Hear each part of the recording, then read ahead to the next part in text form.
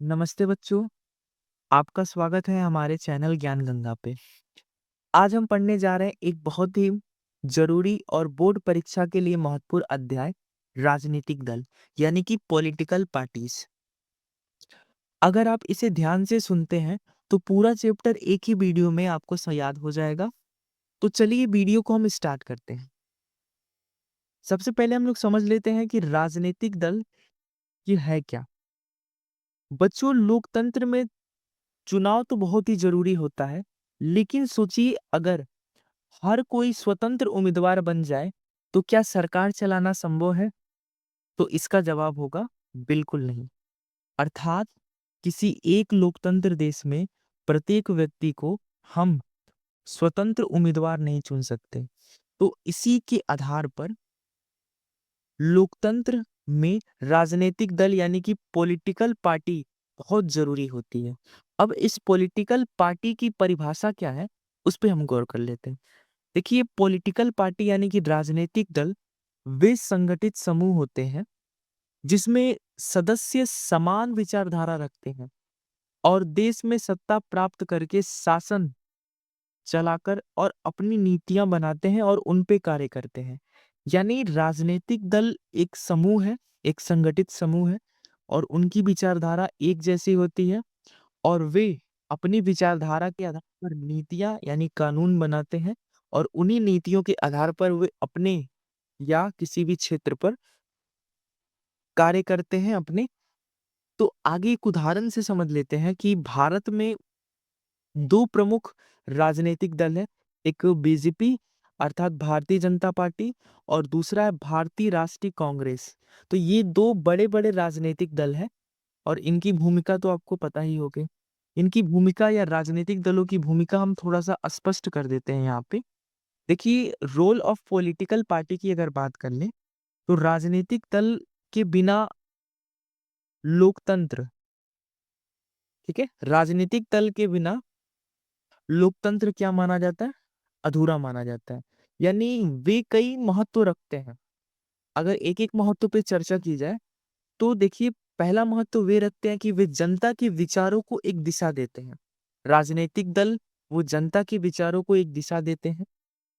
वे चुनाव में उम्मीदवार खड़े करते हैं, वे सरकार बनाते हैं, नीतियां तैयार करते हैं, विपक्ष में रह करके उनकी गलतियों जो सत्ता रहती है उनकी गलतियों की आलोचना करते हैं, जनता और सरकार के बीच सेतु का काम करते हैं।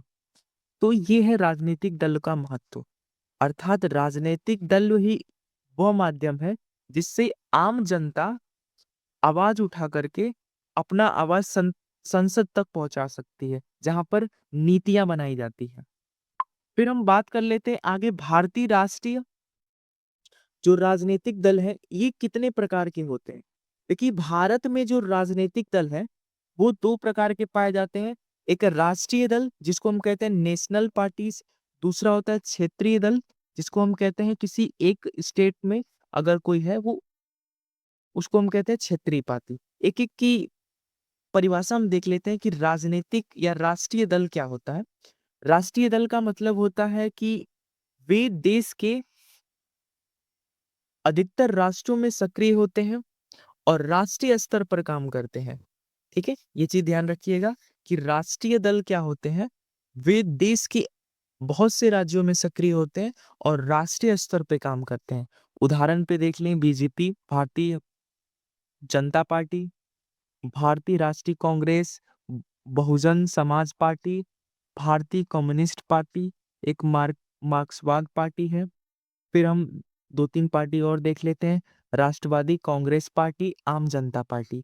तो ये जो पार्टी है वो एक से अधिक राज्यों में है और ये राष्ट्रीय पार्टी इसीलिए है क्योंकि ये राज्य स्तर पे और कई राज्यों में सक्रिय है, इसीलिए इनको हम क्या कहते हैं? राष्ट्रीय पार्टी। दूसरा है क्षेत्रीय पार्टी, यानी या क्षेत्रीय दल कहते हैं, जो किसी राज्य या क्षेत्र में ही और रहकर उनके हितों की रक्षा करते हैं, उसको हम क्षेत्रीय दल कहते हैं। जैसे कि महाराष्ट्र में एक शिवसेना दल, ठीक है, पश्चिम बंगाल में तृणमूल कांग्रेस है, उड़ीसा में बीजू जनता दल, ऐसे ही बहुत सारे दल हैं जो नीचे लिखे गए हैं, आप इसको देख लीजिएगा। फिर हम आगे बात कर लेते हैं दल व्यवस्था के प्रकार। ठीक? देखिए, पूरे विश्व में दल जो है, हाँ, तो बात कर लेते हैं हम दल व्यवस्था की। देखिए, दुनिया में दल व्यवस्था 3 प्रकार की है। पहला जो है, एक दलीय व्यवस्था, वन पार्टी सिस्टम। ये क्या होता है? जहाँ पर केवल एक पार्टी ही पूरे देश देश में शासन करे। जैसे कि एग्जाम्पल ले लें चीन। चीन एक ऐसा देश है जहाँ पर केवल एक दल है और हर साल जो वहाँ का वहाँ का सरकार जो है, इसी दल से चुना जाता है। फिर है द्विदल व्यवस्था। द्विदल व्यवस्था का मतलब होता है कि जहाँ पर जो बड़ी पार्टियां हैं, उनमें केवल 2 ही दल शामिल हो। जैसे कि अमेरिका और ब्रिटेन, ये ऐसे देश हैं जहाँ पर केवल 2 ही दल मुख्य रूप से सरकार का निर्माण करते हैं। फिर बात कर लेते हैं तीसरा, बहुदलीय मल्टी पार्टी सिस्टम, जहां पर कई पार्टियां होती हैं और अक्सर गठबंधन बनाकर सरकार चलती है। जैसे कि भारत, यहाँ पर अनेकों पार्टियां हैं, कुछ राष्ट्रीय पार्टियां हैं, कुछ क्षेत्रीय पार्टियां हैं, कई बार गठबंधन का सरकार होता है। तो ऐसा व्यवस्था जहां पर एक से अधिक राजनीतिक दल होते हैं और जहां पर गठबंधन का सरकार होता है, उसको हम बहुदलीय व्यवस्था कहते हैं। फिर हम एक बार गठबंधन सरकार, इस पर भी बात कर लेते हैं। गठबंधन सरकार क्या होता है? जब किसी एक पार्टी का बहुमत ना मिले, तो कई पार्टियां मिलकर के सरकार बनाती हैं, इसे ही हम गठबंधन सरकार कहते हैं। ठीक है? भारत में कई सरकार बनी है, जैसे कि एनडीए, राष्ट्रीय जनतांत्रिक गठबंधन, यूपीए, संयुक्त प्रगतिशील गठबंधन। ठीक है? आगे हम कुछ बात कर लेते हैं राजनीतिक दलों की चुनौतियां, कि अगर राजनीतिक दल है तो इनके पक्ष में तो बहुत सारी चीजें हैं, इनकी चुनौतियां क्या है, उस पर भी बात कर लेते हैं। देखिए, राजनीतिक दल की कई चुनौतियां हो सकती हैं। पहली तो ये कि राजनीतिक दल जो है वो पारिवारिक उत्तराधिकार हो सकता है, अर्थात तो वे अपने परिवार को ही बार बार चुनाव में खड़ा कर सकते हैं। धन और शक्ति का दुरुपयोग हो सकता है। कोई पार्टी क्या करता है, चुनाव के दौरान पैसा और बल का प्रयोग अक्सर करती है, आपने देखा भी होगा। फिर हम महिलाओं और कमजोर वर्ग को कम भागीदारी मिल सकती है। अगर किसी राजनीतिक दल देश में ज्यादा अगर बढ़ गया है, तो उससे क्या होता है कि वे अन्य वर्गों को और महिलाओं को भागीदारी नहीं देता। तो ये उसकी चुनौतियां हैं। विचारधारा की कमी हो सकती है, कि कई राजनीतिक पार्टियों की विचारधारा अलग-अलग होती है, जिससे नीतियां नहीं बनती अच्छे से। ठीक है? तो ये राजनीतिक दलों की कुछ कमियां हैं, इनमें सुधार होना चाहिए। सुधार हम क्या कर सकते हैं, कैसे कर सकते हैं?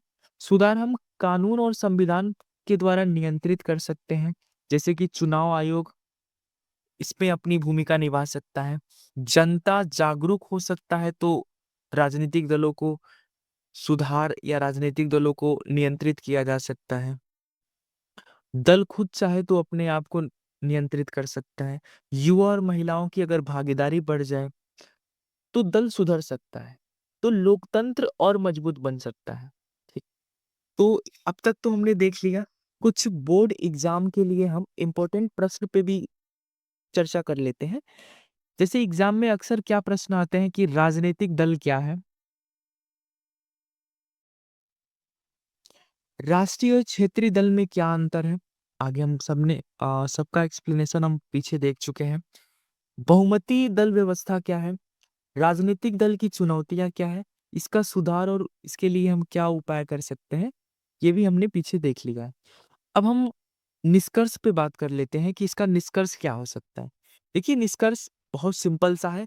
राजनीतिक दल जो है, वो लोकतंत्र का बैकबोन है, यानी रीढ़ की हड्डी है, और वे सरकार और जनता के बीच एक सेतु का काम करती है, एक पुल का काम करती है। और अगर ईमानदारी से काम किया जाए, तो लोकतंत्र और भी अधिक मजबूत हो सकता है।